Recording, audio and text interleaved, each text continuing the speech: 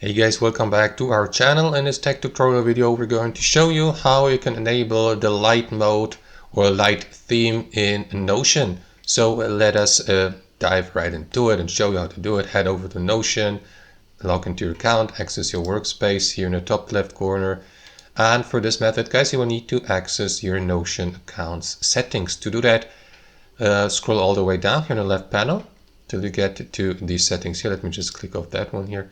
So click into settings, and here inside your account settings, head over to preferences here in the top left, and here under preferences and appearance, click into this feature here, use system setting, which should usually be on default.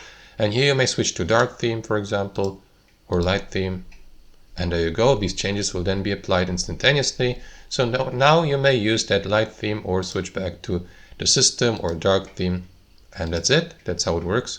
Hope you enjoyed this video, got some real value from it, and we'll see you next time on our channel.